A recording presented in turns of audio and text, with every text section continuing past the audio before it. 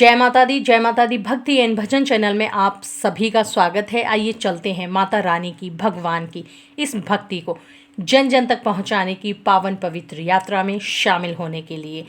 आज आपके सामने जो एक रहस्य हम लेकर आए हैं वो एक ऐसी अद्भुत जानकारी है जो आप सभी तक पहुंचाना बहुत ज़रूरी है, क्योंकि हम में से ही कुछ लोग हमेशा ये कहा करते हैं कि सत्कर्म करने का और अच्छे कार्य करने का क्या फ़ायदा जब हमको उसका सिर्फ अनुचित और शुभ परिणाम नहीं मिलना होता। तो आप ये चीज़ ध्यान रखिए कि यदि आपके द्वारा किए गए किसी भी सत्कर्म का, अच्छे कार्य का आपको शुभ परिणाम भले ही ना मिले, बस आपको याद सदा ये रखना है कि वो कार्य दूसरे के हित में होना चाहिए, जन कल्याण के लिए होना चाहिए और वो शुभ कर्म होना चाहिए। भले ही उसका आपको अच्छा परिणाम ना मिले, नेकी कर और दरिया में डाल।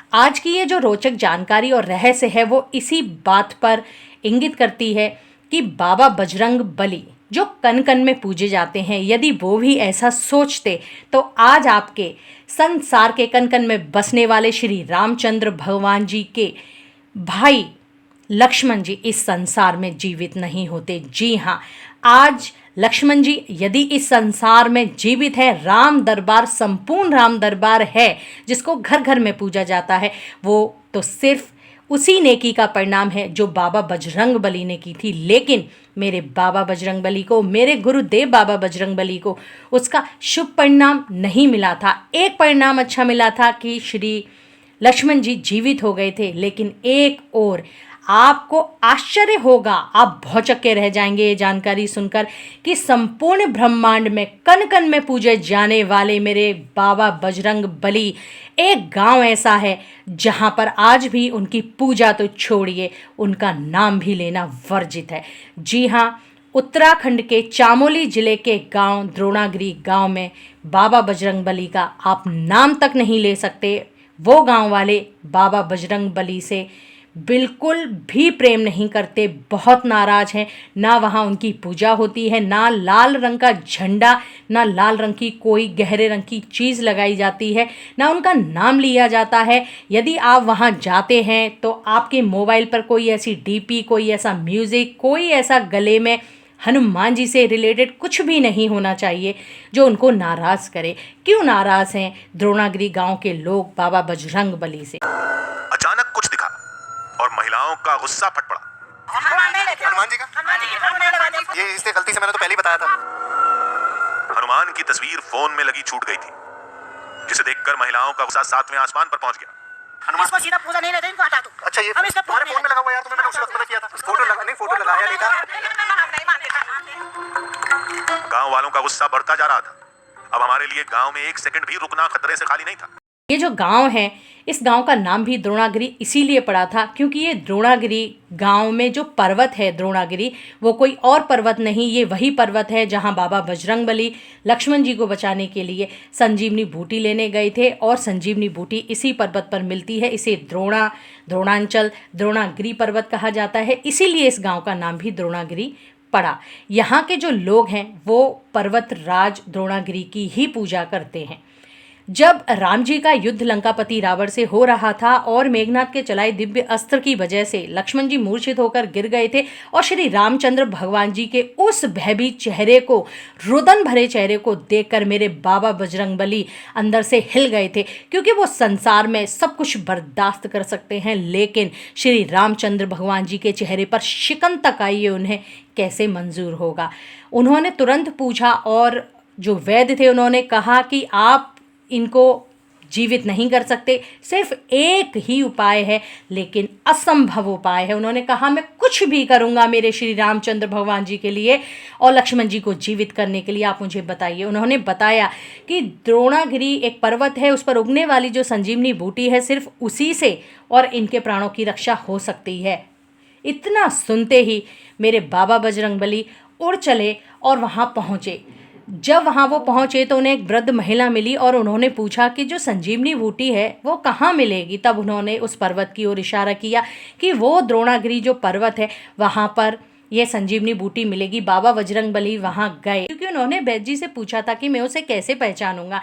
तब उन्होंने कहा था कि रात्रि के समय जो संजीवनी बूटी है वो विशेष तरह से चमकती है, लेकिन जब बाबा बजरंगबली पहुंचे तो सारी ही जड़ी बूटियां चमकने लग गईं। उन्हें समझ में नहीं आया कि कौन सी जड़ी बूटी है, तो उन्होंने सोचा कि पूरा पर्वत ही उठा के ले चलूं। यदि मैं इतना सोचूंगा, इतने में तो जो लक्ष्मण भगवान जी हैं उनके प्राण ही चले जाएंगे और रामचंद्र भगवान जी का क्या होगा। उन्होंने बस ये सोचते हुए जो पर्वत था वो अपने कंधे पर रखा, हाथ पर रखा और उसे लेकर आ गए।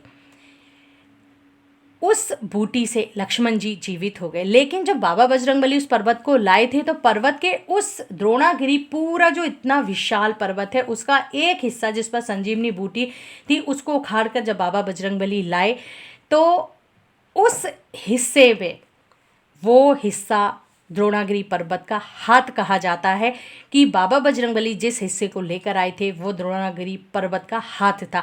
आज भी वहाँ पर उस स्थान से रक्त बहता है। रक्त अर्थात उस हिस्से में जितने भी पेड़ पौधे जड़ी बूटियाँ उगती हैं वो लाल रंग की ही उगती हैं।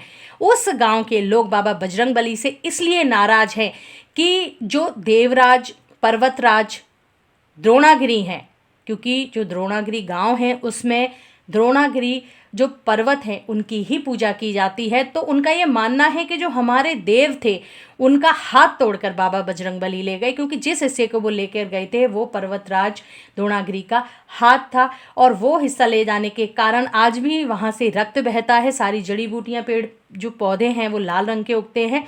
जो भी पुजारी वहाँ पूजा करते हैं उस समय, पूजा के समय, जब पर्वतराज का जो एक कृपा होती है, एक अंश होता है जिस पुजारी के अंदर आता है, आज भी वहाँ पर उसका एक हाथ एकदम ऐसे हो जाता है जैसे जड़, उसमें कोई भी मूवमेंट नहीं होती। ये एक वास्तविकता है। जिस महिला, वृद्ध महिला ने बाबा बजरंगबली को उस पर्वत का पता बताया था, कहा जाता है कि उस महिला को वहाँ से निकाल दिया गया। आज भी वहाँ जब पूजा की जाती है तो औरतों को शामिल नहीं किया जाता। इतने नाराज हैं वहाँ के लोग गुरुदेव बाबा बजरंगबली से। यहाँ तक कि जो रामायण होती है उस रामायण में भी राम जी के जन्म से लेकर के और सिर्फ रामचंद्र जी के विवाह तक का ही जो रामायण है वो वहाँ प्रस्तुत किया जाता है। उससे आगे की कोई कथा वहाँ नहीं होती। और ये वो जगह है द्रोणागिरी, जिस द्रोणागिरी गांव के लोग बाबा बजरंगबली से सिर्फ इसलिए नाराज़ हैं कि बाबा बजरंगबली, उनके जो देवता हैं पर्वतराज, उनको वहाँ से उखाड़ कर ले गए, तो उनकी बाजू ले गए और इस कारण से उनके जो पर्वतराज हैं वहाँ से रक्त बहता है और जो पुजारी पूजा करते हैं वो आज भी उनका हाथ जड़ हो जाता है। उनके देवता के उस स्वरूप को वो अपमान समझते हैं, इस कारण से वो उनसे नाराज़ हैं और वहाँ पर आज भी बाबा बजरंगबली का नाम आप नहीं ले सकते। ये थी आज की एक रोचक जानकारी कि एक स्थान ऐसा भी है जहाँ कनकन में पूजे जाने वाले हर व्यक्ति के प्रेमी बाबा बजरंगबली को कौन है जो सच्चे हृदय से प्रेम नहीं करता। लेकिन एक स्थान ऐसा है जहां बाबा बजरंगबली का प्रेम छोड़िए, पूजा छोड़िए, नाम भी लेना वर्जित है। यदि आज की ये जानकारी आप सभी को पसंद आई हो तो प्लीज़ चैनल को सब्सक्राइब करें, लाइक करें, शेयर करें। मेरे माता पिता के चरणों में कोटि कोटि प्रणाम, मेरी जीजी माँ के चरणों में कोटि कोटि प्रणाम, मेरे समस्त गुरुओं के चरणों में कोटि कोटि प्रणाम। ओम दुर्गा दक्षिणेश्वर काली वैष्णो दरबार की जय, कुरुक्षेत्र धाम की जय। जय श्री राम, जय जय हनुमान और जय द्रोणागिरी पर्वत बाबा की सदा ही जय हो।